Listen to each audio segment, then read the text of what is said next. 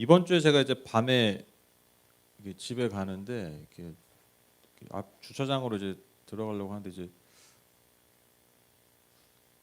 쓱 지나가는데 그냥 늘 지나가는 길인데 눈에 탁 들어오는 게 있더라고요. 그게 바로 단풍나무였습니다. 단풍나무. 요즘 그런 말 많이 하잖아요. 봄도 없어지고 가을도 없어지고 너무 짧아진다. 바로 추워지고 또 바로 더워지고 그래가지고 우리가 사계절의 그 묘미를 좀 예전보다 덜 느끼는 거 아니냐.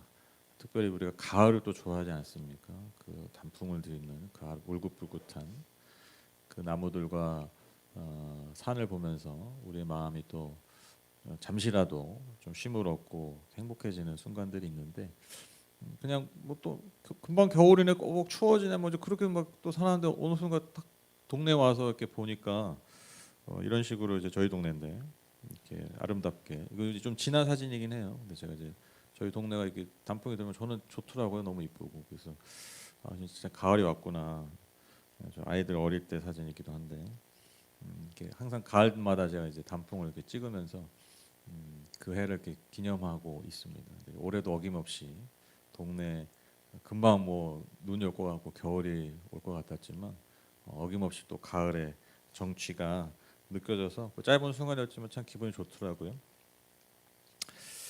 그런데 제가 이렇게 문득 그게 기분이 좋다가 약간 좀 제가 좀 이상해요. 성격이 이상해서 그런지 몰라서 무슨 생각이 들었냐면 저 단풍잎의 입장으로 한번 그 단풍나무 생각해 본 거예요. 전 내가 볼 땐 참 이쁘고 좋은데 아름다운데 단풍잎 입장에서 딱 한번 생각해 보니까 그게 좋은 게 아니더라고요. 왜냐면 단풍잎 입장에서는 그 내가 단풍이 되어 간다는 물 들어간다는 건 뭐냐면 여러분 좀 적나라하게 하면 시한부예요. 시한부. 그러니까 시한부 증거 같은 거예요. 마치 그 죽음을 앞둔 분들이 혈색이 안 좋아지고 이제 막 그렇게 딱 드러나잖아요. 살도 빠지고 머리도 빠지고 막 이런 일들이 벌어지잖아요. 그러니까 약간 그런 거야. 그게 여러분 단풍이 드는 거예요. 단풍잎 입장에서는 내가 죽어가는 징조죠. 그나마 순화하는 게 노화의 징조입니다. 여러분 이제 흰머리들이 막 생기시잖아요. 이게 뭐예요? 노화의 징조잖아요. 똑같아요. 단풍 입장에서는요. 이제 곧 갈 날이 얼마 남지 않았다. 이거를 증명하는 게 그게 단풍이라는 것이죠. 근데 역설적인 게 뭡니까? 누군가에게는 죽음의 전조이고 죽어가는 순간인데 인간은 그걸 보면서 뭐라고 느끼는 거예요? 아름답다라고 얘기하는 거예요. 이 역설이죠. 어떻게 보면 좀 무시무시한 말일 수도 있는 것 같은데, 그러니까 조금 순화해서 얘기하면요, 여러분 단풍은요 말 그대로 노화의 과정입니다. 나뭇잎에 있어서의 노화의 과정을 생각하시면 돼요. 그러니까 한 시즌 동안 광합성을 열심히 했잖아요. 근데 이제 효율이 떨어지는 거예요. 추워지고 일조량이 떨어지니까. 그래서 가을부터 겨울까지 그 역할을 다 하고 늙어서 사라져가는. 그게 바로 단풍입니다. 그런데 여러분 중요한 게 뭐냐면요, 단풍잎의 입장에서는 그게 죽어가고 죽어가는 건데. 단풍 나무 그 나무의 입장에서는요 그것이 생존을 위한 필수적인 선택이라는 거예요. 여러분 가을이 돼서 여러분 이제 날씨가 추워지고 햇빛이 줄어들면요 이제 일조량이 떨어지고 여러 가지 문제가 생기잖아요. 그래서 광합성 효율이 떨어진대요.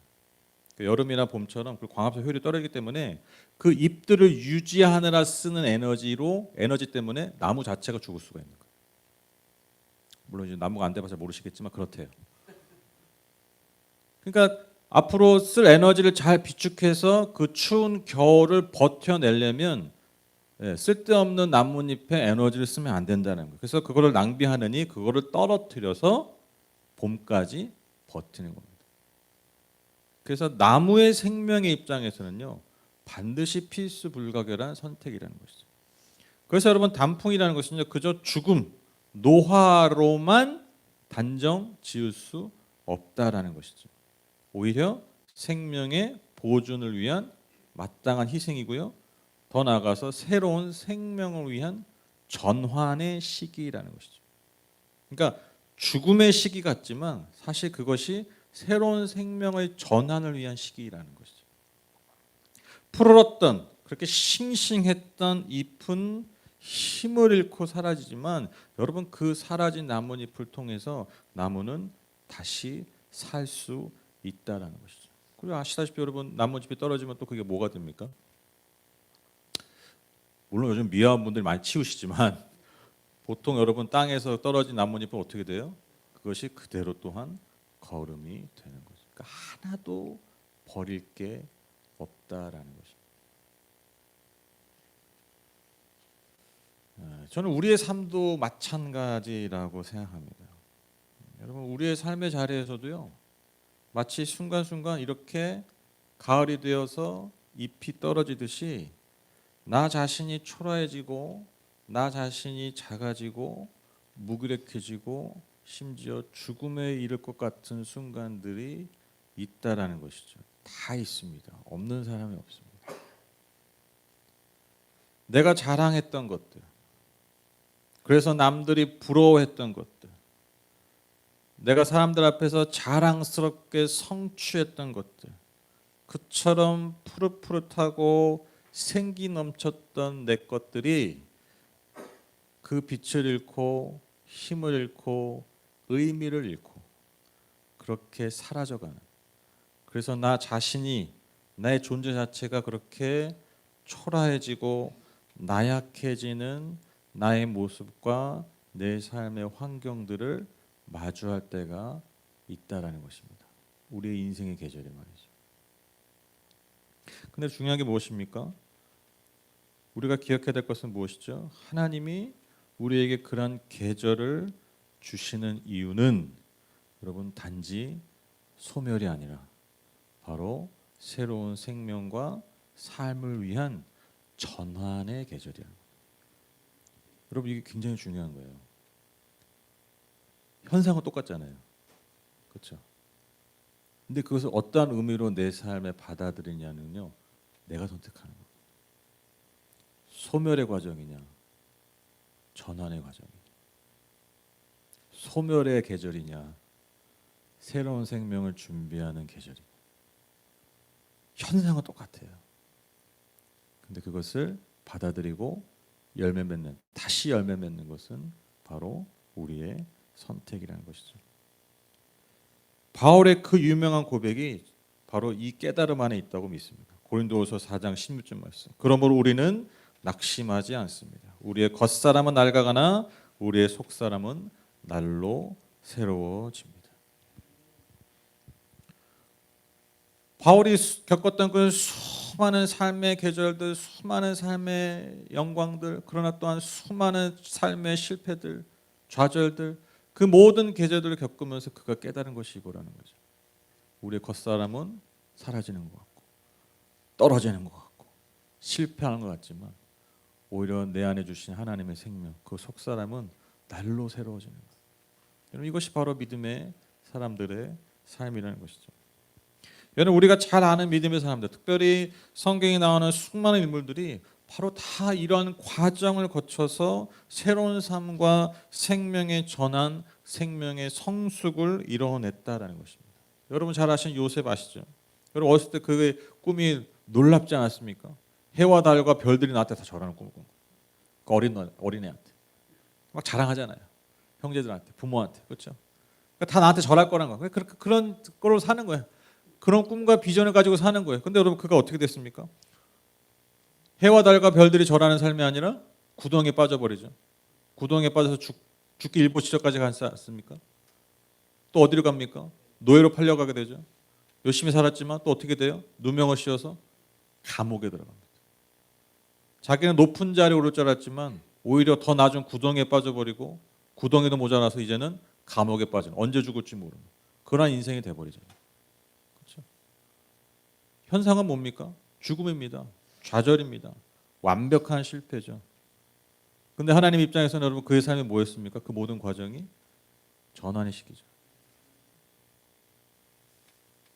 높은 사람이 되기 전에, 그가 꿈꿨던 그 높은 사람이 되기 전에 여러분 그는 가장 낮은 사람이 되었어요. 그래서 높이기도 하시고 낮아지기도 하시는 건 오직 하나님의 은혜요 주권임을 그는 먼저 깨달아야 했습니다. 그것을 깨달아 여러분 그 높은 자리가 의미가 있는 거예요. 여러분 모세는 어떻습니까? 그가 왕족으로 살 때 왕족이었잖아요. 나름 뭐 서열은 낮았겠지만 왕자였잖아요. 뭐 왕자가 너무 많아. 근데 그중에 어쨌든 뭐 서자고 뭐 이렇게 뭐 주워 왔지만 어쨌든 그 왕족이잖아요. 왕자예요. 왕자 중에 하나예요. 힘이 있잖아요. 권력이 있잖아요. 그래서 그가 그 힘으로 자기 민족을 구원해 보려고 시도했잖아요. 근데 반역죄가 될 것 같은 그런 순간이 벌어지지 어떻게 됩니까? 왕궁을 떠나서 광야로 도망갑니다. 여러분 우리가 이 순간을 되게 너무 짧게 기록되니까 별거 아니라고 생각하는데 그냥 인생 끝난 거예요. 왜? 그가 나이 80대 때까지 그냥 목자로 살았어요. 왕궁에 살다가 반역죄에 걸려서 죽을까봐 그냥 아무도 못 찾아오는 그 아주 먼 광야로 도망가서 평생 목자가 당시에 제일 험하고 천대받는 직업이잖아요. 그러니까 인생 완전 나락간 인생의 표본이에요, 사실 모세는. 뭔가 힘 있을 때 뭐 해보려다가 그냥 완전히 나락간 인생. 여러분 사실 그게 뭐세요? 그게 너무 짧게 기록됐으니까 우리 그냥 잊어버리는데 여러분 우리의 인생으로 보면요, 그게 제일 길었던 시간이에요. 누가 봐도 저 인간은 실패한 인간이다. 그렇게 거의 평생을 산 게 여러분 뭐세요? 근데 우리가 그걸 그렇게 기억합니까? 그저 잊혀진 사람, 있으나 마나한 사람, 그런 노인네가 아니라 여러분 우리가 어떻게 그렇게 기억합니까? 이스라엘 민족을 구원한 사람이죠. 하나님이 그걸 그렇게 쓰셨다는 거예요. 여러분 그가 그렇게 떨어진 광야에 떨어진 이유가 뭡니까? 그 광야에 하나님이 계셨기 때문에. 그 광야에서 하나님이 그를 부르셨어요. 당대의 최고의 힘을 가진 그 바로 왕을 상대할 자로 여러분 그렇게 인생의 나락으로 떨어진 한 노인을 선택하셨다는 거예요. 이게 팩트예요, 여러분. 이 역사를 여러분 어떻게 생각하십니까? 진짜 아주 쉽게 얘기하면 여러분 지금 이 트럼프를 상대하기 위해서 지금 임학동에 사는 저기 동양동에 사는 손권사라고 아냐? 에이펙에 트럼프 온다는데 한 맞짱 떠서 내가 너를 보내겠다. 정신 똑바로 해! 막 이러면서. 진짜 우스운 얘기죠. 그게 모세 이야기라고요. 진짜로. 과장이 아니라. 너 똑바로 해. 하나님 지켜보고 계셔. 그걸 저 변방의 노인네한테 선택하여 시키신 거예요. 가장 강한 힘을 가진 바로와 맞서기 전에 여러분 역설적으로 모세는요, 그가 가진 모든 힘을 잃었었어요. 왜요? 그렇게 진정한 힘은, 그 능력은 세상이 주는 힘이 아니라 하나님으로부터 오는 것임을 그가 알았어요. 여러분 다윗 아시죠? 위대한 민족의 지도자 아닙니까? 가장 위대한 왕 아닙니까? 어릴 때 특별히 선택받았잖아요. 당시 그 위대한 선지자였던 여러분 사무엘에게 특별히 선택받은 아이예요. 기름 부음 받은 아이예요. 저 아이는 장차 최소 민족의 지도자 왕이 될 감이다. 그렇게 어릴 때부터 인정받던 사람이에요. 웬걸 당시 모든 이스라엘 백성들이 두려워 떨었던 그 최고의 장수 골리앗을 물맷돌로 물리친 아이가 여러분 다윗 아닙니까? 누가 봐도 여러분 엘리트 코스가 정해진 아이였어요. 근데 그 인생이 어떻게 됐어요? 그가 가장 그의 꿈과 삶을 펼칠 그 나이에 어디 들어갔습니까? 또 광야에 들어갑니다. 말 그대로 여러분 죄가 뭐예요? 죄명이 뭐예요? 반역죄예요. 사울 왕을 그 왕권을 찬탈할 그런 사람으로 나라에서 규정 내려버린 사람이잖아요. 언제 죽을지 모르는 사람. 광야에서 하는 것조차도 쉽지 않은데 광야에서도 언제 죽을지 모르는 거예요. 사울의 보낸 군사들 때문에. 그런 피말리는 삶을 살았어요. 기름 부어가지고 뭔가 될 줄 알았는데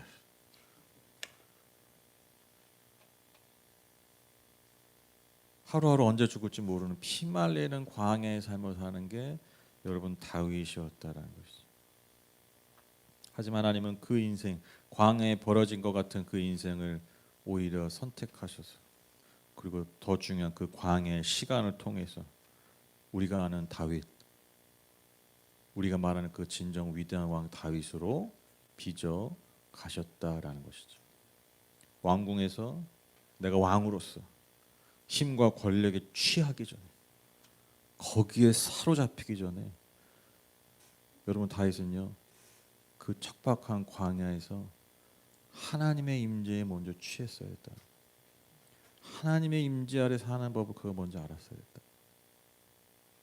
그 임재를 경험했기 때문에 그가 그 위대한 노래들, 아름다운 고백들을 만들어낸 거 아니겠습니까?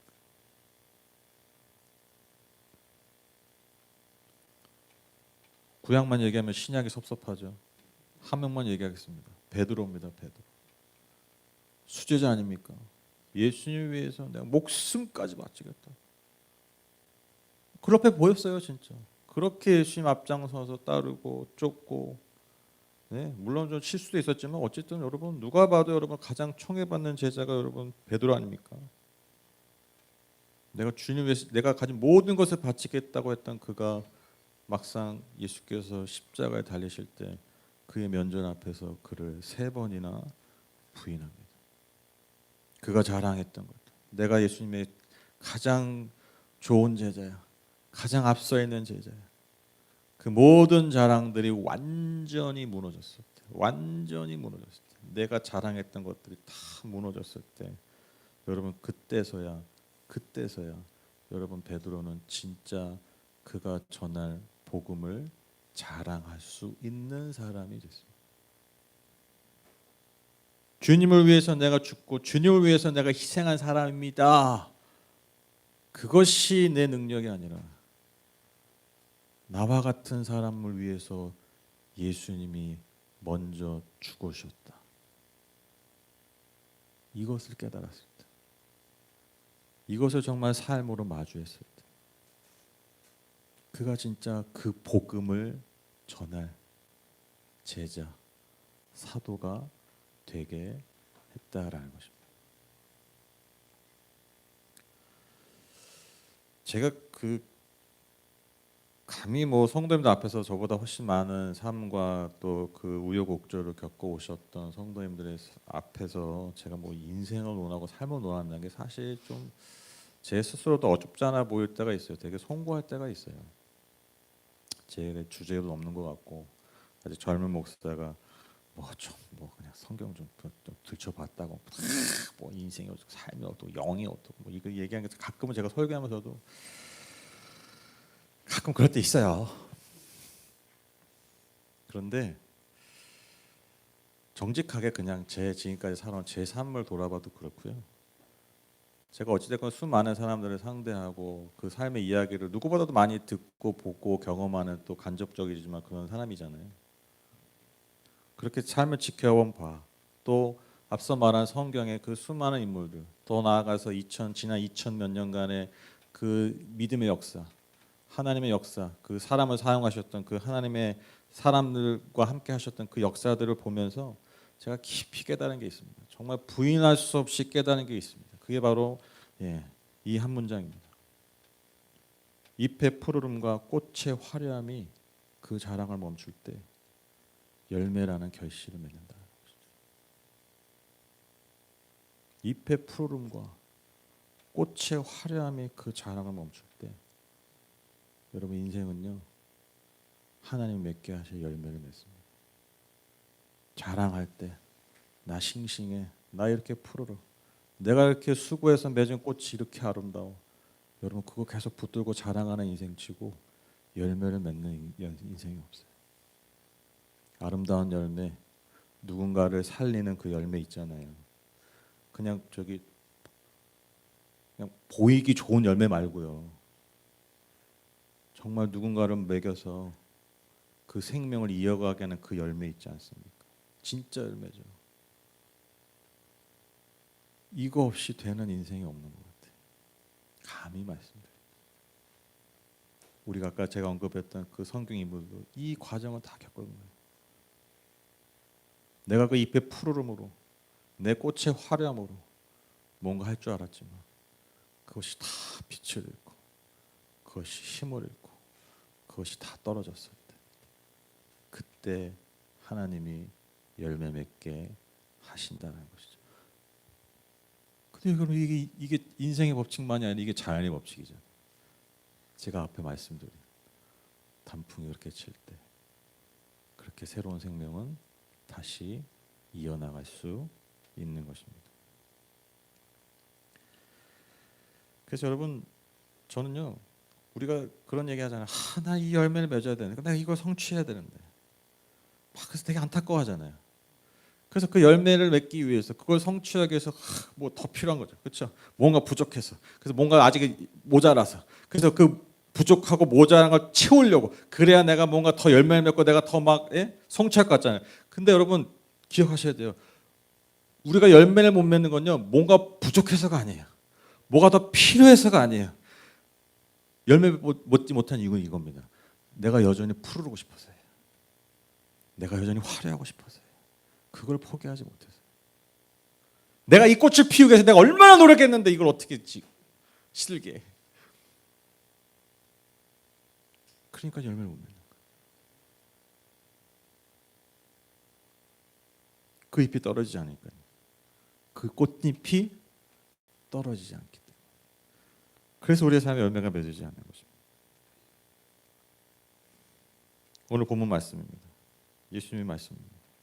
내가 진정으로 너에게 말한다. 밀알 하나가 땅에 떨어져서 죽지 않으면 한 알 그대로 있고 죽으면 열매를 많이 맺는다. 많은 분들이 이 말씀을 읽고 오해하세요. 여러분 잘 들어보세요. 잘 읽어보세요. 그냥 딱 읽으면 부담되는 말씀이죠. 왜? 죽으란 얘기구나. 근데 말씀을 잘 들어보세요. 잘 읽어보세요. 여러분 이게 죽으란 얘기입니까? 진짜 살라는 얘기잖아요. 진짜 살라는 얘기잖아요. 우리 이거 너무 잘못 이해한다니까요. 오해한다니까요. 예수님이 너 죽으라고 하신 얘기가 아니라 네가 진짜 살려면 그 말씀이에요. 미랄이 그냥 나 혼자 이렇게 존재하면요 사실 아무 의미가 없잖아요. 근데 그것이 땅에 심겨져서 그 존재가 사라질 때 그게 죽음이죠. 그게 시듬입니다. 그게 썩음입니다. 그래야 많은 열매, 진짜 생명이 열립니다. 죽음을 얘기하시는 것이 아니라 진짜 생명, 진짜 사는 법을 말씀하시는 말입니다. 너가 진짜 살려면, 너가 진짜 그토록 원하는 열매를 맺으려면 너가 먼저 죽어야 된다. 삶을 얘기하시고 생명을 말씀하고 계십니다. 바로 이 말씀에 여러분 모든 자연과 모든 생명과 모든 인간이 맺는 그 열매의 유일한 비결이 담겨 있습니다. 생명을 얻는 방법 이거 이외에 없어요. 시듬을 받아들이고 죽음을 받아들이고 실패를 받아들이고. 그래서 여러분 우리는요 잎의 푸르름과 꽃의 화려함의 자랑을 멈출 때를 아는 지혜가 있어야 됩니다. 물론 여러분 푸르러야 될 때가 있어요. 맨날 푸르딩딩하게 살라는 게 아니라 맨날 시들시들 사시라는 게 아니라 여러분 때로는 우리가 푸르러야 될 때가 있어요. 치열하게 푸르러야 될 때가 있어요. 그리고 그 화려한 꽃이 피어야 될 때가 있습니다. 그러나 때로는 그 자랑을 멈춰야 될 때가 있어요. 그걸 구분할 줄 아는 것. 그게 하나님 우리에게 주신 지혜입니다. 그래서 여러분 우리의 삶의 산재에 있는 그 많은 문제들, 그 많은 어려움들을 보는 우리 시각을 우리가 바꿔야 됩니다. 그 모든 어려움들과 그 고난과 그 시절들이 나를 정말 죽이는 시절이 아니라 그 계절이 아니라 죽어가는 계절이 아니라 나를 정말 살리고 열매 맺게 하는 전환의 계절임을 우리가 깨달아야 합니다. 결론을 맺겠습니다. 제가 어릴 때 제가 두려웠던 게 있어요. 두려운 게 많지 않았지만 저는 2000년이 오는 게 두려웠어요. 왜? 2000년 오면 지구가 멸망할 것 같은 거예요. 근데 제가 2000년이 되면 2000년이 돼봤자 제가 그때 고3인가 고2밖에 안 돼. 그럼 나 지금 결혼도 못 하고 죽는 거야? 안 되는데 결혼을 하고 죽어야 되는데 막 그러면서 농담이 아니라 진짜 그걸 걱정 많이 했다니까요.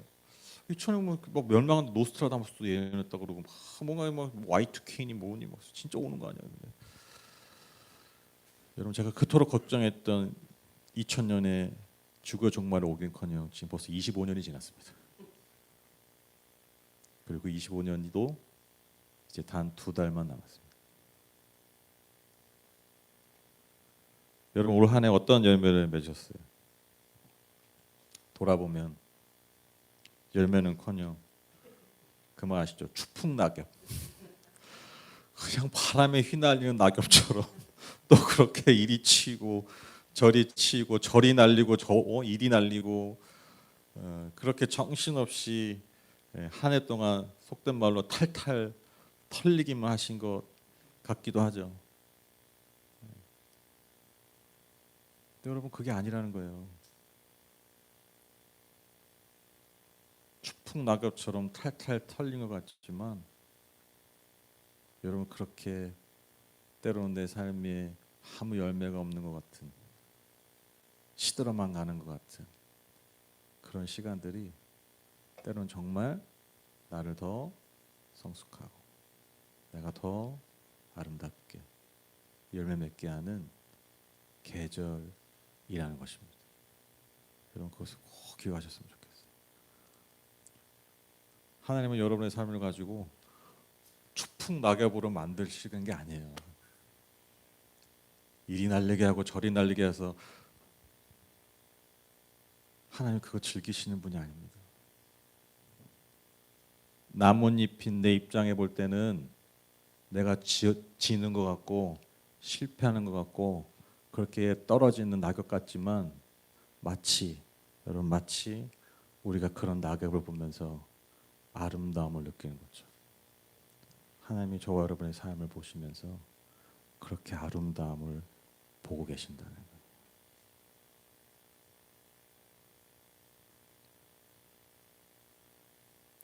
괜한 희망 드리는 거 아니니까요. 정말 그렇다는 거예요. 하나도 버리지 않고 여러분의 삶을 통해서 그 하루의 삶을 통해서 아름답게 열매 맺어가시 아름다운 생명을 이어가게 하시 그 하나님의 섭리와 그 손길을 믿고 기대하며 소망하면서 그렇게 올 한 해 잘 마무리하시고 또 다가올 우리의 삶에 주어질 시간들을 잘 준비하시는 기대하시는 저와 여러분 다 되시기를 주님의 이름으로 축복합니다. 우리 같이 찬양하시죠.